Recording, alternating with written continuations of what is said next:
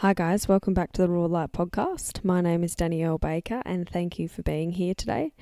Today I thought I would kind of go over and wrap up basically my 20s. I'm 30 on the 2nd of August, so in a couple of weeks, and I'm actually not going to be doing my podcast for probably about 2 weeks from not next week but the week after. I'll be away for 2 weeks. I'll put in the show notes what dates I'm away from, but I'm having a little break. I'm going on our belated honeymoon that we haven't been on. Then I'm off to Adelaide to finish my masters, so I'm going to be spending a bit of downtime for myself, which is much needed at the moment, because we've had such a tumultuous probably 3.5 years. I'm just going to kind of touch on that for a couple of seconds. It has been really, really, really, really big 3.5 years for me and my husband, mainly because of... Now, if you are new to listening here, I recommend going back and listening to a bit of my story so that you understand the depth of my work and my spiritualness, and that it really is who I am at the essence of me and my soul and my being. It's not a facade. It really is me. And for me and also my husband, our relationship is a very spiritual relationship. We came back this life to help each other heal our childhood wounds and finish off our karmic patterns. I'm going to be talking more to my mentor about that in the next couple of months, because I'd like to know a little bit more about certain things. But so basically we've challenged each other to rise up and to heal a lot of our old past childhood trauma, which is totally natural in any relationship. But when it comes to a soulmate relationship, you have a contract to be there to support people, to be able to help lift them again. And I know that the difference between a toxic relationship and a soulmate relationship is soulmates can evolve and grow together, and they can feel that there is evolution and growth there, even if at the start it can be a little bit tumultuous. With the karmic relationships, they're basically there to teach you a lesson, and you're constantly learning the lessons, and you're over and over again, and there's lots of arguing, there's lots of disagreeing, and there's really, really hot and passionate sex and life, and then but in other areas of the life you don't really get along. So it's just that is what I would call a karmic relationship. A lot of lessons, a lot of learning, but you have to kind of figure out, and it's the same as soulmates. There's a lot of lessons and learnings, but it's different. It's in more of a harmonious, healthy relationship where you're both bringing out the best in each other, and you're both helping each other heal and work through different types of wounds that need to be healed. That is really important. Karmic relationships, you don't do that. It's like a lesson that's over and over again. So my husband said to me last night when we were laying in bed, he said, it's going to shift for us, I feel, in the next 12 months, because we've just had a lot to work through. There's a lot of shuffling, and they say the first 6 years of a relationship is basically, in general, spiritually and physically, you're figuring each other out. You're figuring how to work together. You're figuring how to communicate together. If one person's never been heard in communication before, if the other person hasn't been able to communicate before, you are literally coming together to help each other rise in different areas, okay? And it can be and feel very, very full on sometimes. And I do everything wholeheartedly. I'm always wholeheartedly in with everything. So for me, it's felt like it's been very tumultuous. I've had to really stand up for myself. I've had to really voice what I've needed. I've had to go about learning about different ways for me to communicate as a woman, as the divine feminine, and bringing out that safe side for my husband to be able to express himself fully. And it's been really beautiful to watch, but I'm also tired. We've got a 13, nearly 14-month-old, and on top of that, we've been becoming a parent and healing lots of wounds and lots of different things. And that's just life in general. But when we live out on a farm, and basically all we see is basically no one and then each other. It can be like we both need just a bit of space and a break, so that's why we're making the change to move next year. So that's what's really important for us. And also I feel like I'm kind of just like on repeat trying to do different things during the day to be able to. Oakley loves being outside, but she also loves like going and exploring and doing like different little things, and I love doing that with her, which is fun. She has like my undivided attention for most of the time of the day. It's only if there's like an hour or so there that we might like watch Miss Rachel for like 30 to 40 minutes or whatever, and then we'll go about our day just so I can have a bit of a downtime and a bit of a break. But it's basically like I'm on 24/7 at the moment, and Oakley got really sick obviously 2 weeks ago, and that was really, really hard. She was on me a lot, which is expected, so I had to be really with the emotions and different things. I had to really help her. So yeah. But yeah, I'm still navigating and learning how to be more available for her in each moment. And we have a lot of fun. Me and her play a lot. We play chasey and do lots of different things. So I just feel like I'm not getting much time to myself. And then I want to spend time with my husband at night time, but then I'm not getting my own personal space and time. So I've had to kind of reshuffle my nighttime routine to going back to basically stretching and meditating, I think, before bed, which is something that I used to do. I'm going to be honest, I don't have much structure in my life right now, but for the bulk of it, I try and meditate every day, even if it's 5 to 10 minutes, or go sit in the sun and meditate and give myself a little bit of downtime, because there's not very often that I'm not giving something to someone.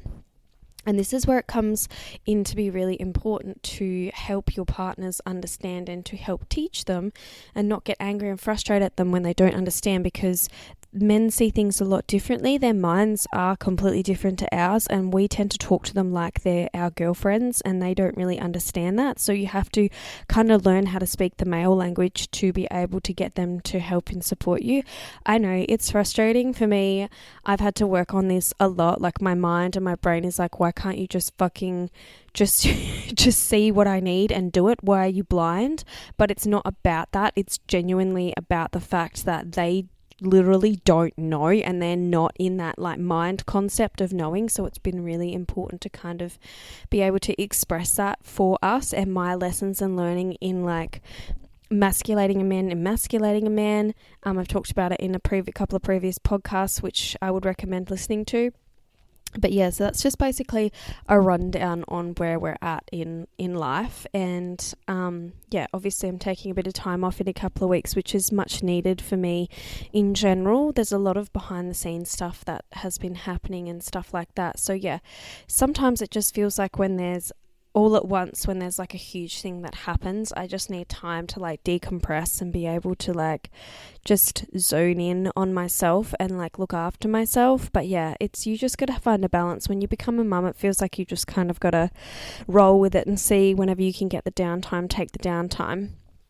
So yeah, that's basically why at the moment if Oakley is asleep, I just literally sit on the couch and read my book and do something. And I don't know why people seem to clean up in between when their kid is asleep. I just leave the mess on the floor until like the end of the day, and then we do like a big clean at the end of the day.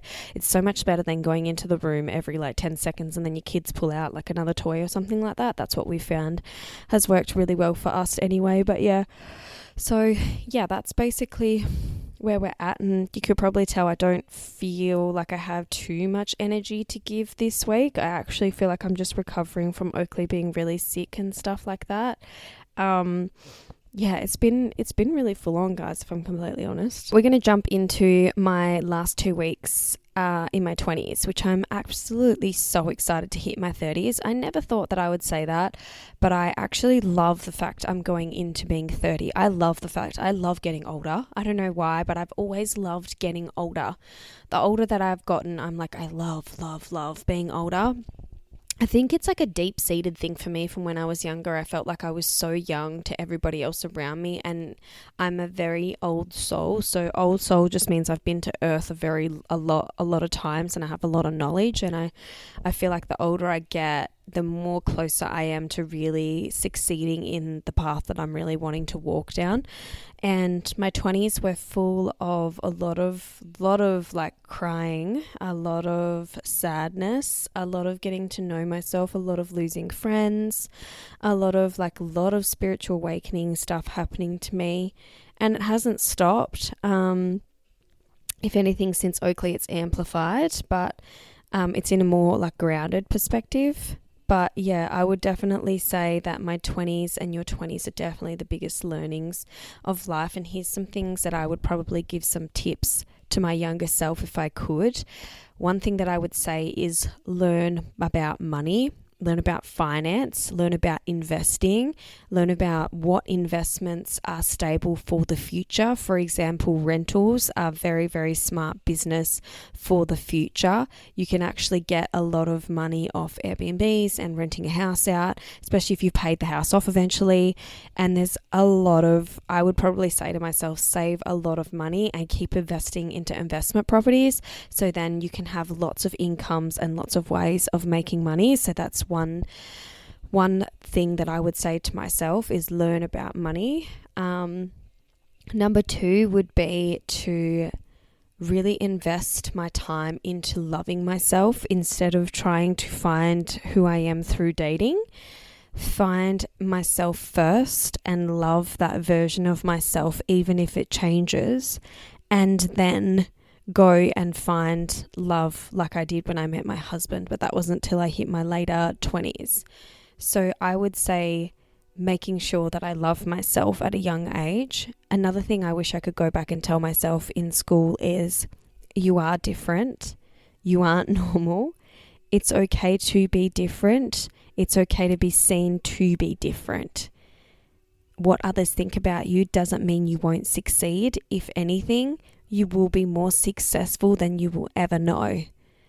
And I feel like I had a lot of pressure on myself at such a young age. I've always felt this lifetime that I have something great to give and great to do. And I still feel that essence and pressure on me to be pushed to do great and to do well, sometimes too much. I need to rest and be more gentle on myself. But yeah. Another thing that I would say to myself, so that's number 3. Number 4, I would say is be gentle on yourself through the learning processes. Be so gentle on yourself going through this process is what I would say. Be so gentle on yourself. Be gentle on your soul, on your spirit, on who you are, because you are actually a very, very gentle soul, but you have a very, very strong energy. Is what I would say to myself. Number 5, I would say your strength is being sensitive and open. It is not a weakness. And I would forgive myself, I think, a lot more because when I was younger, I didn't feel like my emotions were valid. Having 2 older brothers, I was expected to be like my brothers because they were well-behaved children. And I wasn't, and I was seen as a naughty, bad child, and it has really affected me in my life. And it was funny because I was talking to a friend the other day and I said to them, I really feel a little bit fucked up. And a lot of people would probably look at me and say, well, you've had a wonderful life. You've been given everything. You're so lucky to be in the family that you are. You have lots of connections with your family members. You're very open. You're all loving. And this is very true. But I read something and heard something yesterday, and it was by a speaker. And he said,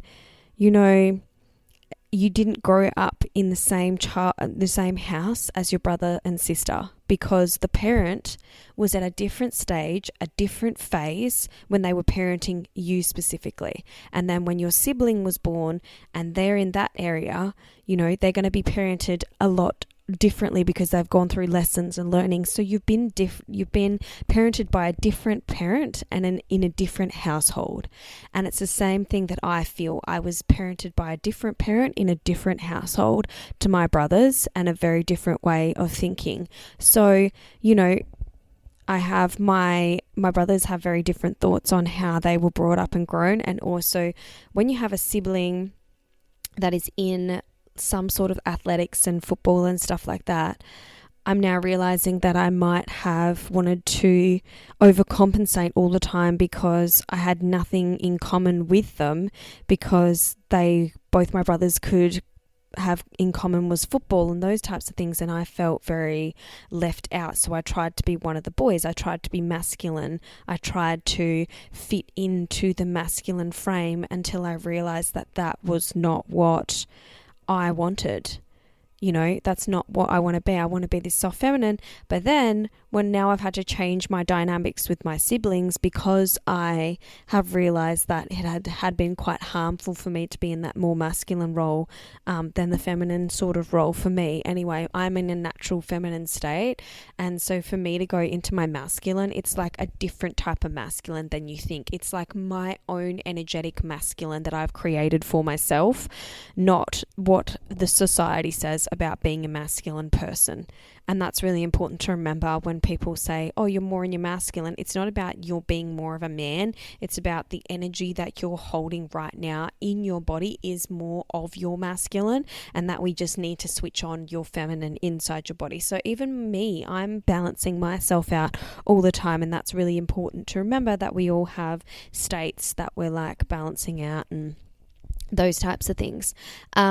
So that's what's really important. But yeah, so my 20s, I would definitely say that I enjoyed dating people. I dated some not very great people either, and it brought a lot of lessons and a lot of learning. And I feel like I signed up for really fast-paced, really quick lessons of learning in the first years of my life. Like, I honestly do really believe that. So yeah, my 20s have been the most beautiful lessons in my life, and I feel like I'm just starting to step into the woman that I want to be, and I really love who I am. I think I'm a very loving, kind, beautiful person who would do anything for the people that she loves, but also has very strong boundaries and isn't putting up with getting pushed around as much as what I normally would, because I wanted people just to flow and do whatever. I'm now standing in my ground with certain things, and it's really starting to show in a strong way. I'm just really proud of myself, and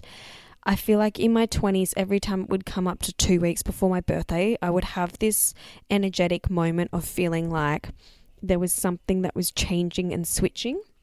And I feel like I'm at that right now. I'm in that energetic point where things I feel are changing and shifting.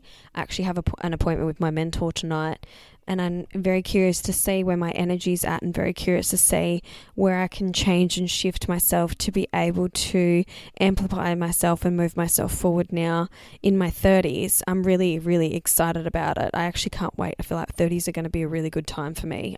Yeah, I feel like from the time I was born until like basically all my 20s, I've really felt a lot of work that I've been working on myself. So I've been clearing a lot of karma. So a lot of past life karma that I've had with other people has now, I feel, been cleared, and now we're working on my dharma. So your dharma is basically what you're leaving the world with. So how are you leaving your footprint in this world is what I'm working on now, and I hope to fulfill what I need to do this lifetime. That feels very embedded in me. So for me, my 20s have been figuring myself out, becoming a mother, which has been so tumultuous, of like, you step into healing a lot of yourself on your own, and there is a lot of triggers that do come up and still come up that you just have to manage and work through. And you know, one of the things that I've been learning is no child will be unscathed, because trauma is there to help children learn as well. And that's like same for an adult. Any sort of trauma and stuff that happens, it's actually there for us to grow. Even traumatic trauma, okay? And I know people probably think that that's really fucked up, and it is, but it's actually there to help us expand ourselves and grow. It's not always like that for some certain people. Some people, it has been just what has actually happened in past lives is that person specifically have done some things themselves the past life that have not been very nice. They might have murdered somebody, they might have raped somebody, they might have killed somebody. They've come back, and one of their lessons that they've had to learn, and it's really fucked up, I understand that, like, let me be clear, I understand that, is for that experience to some experience to happen to them in some traumatic way so they can understand the impact that they created in somebody else's life in another timeline. And that is really messed up, but I know that to be very, very, very true. Okay? I know that to be very, very, very much true. Now, moving on from that, I will say I'm going to leave this a little bit shorter today, that my 20s were really fun as well. I had some really amazing fun times where I was like really carefree, did my own thing, was very like, you know, loving and open, and like I met some really good people. I like honestly loved my 20s as well. I had some wonderful, wonderful, fun, beautiful moments and heartwarming times.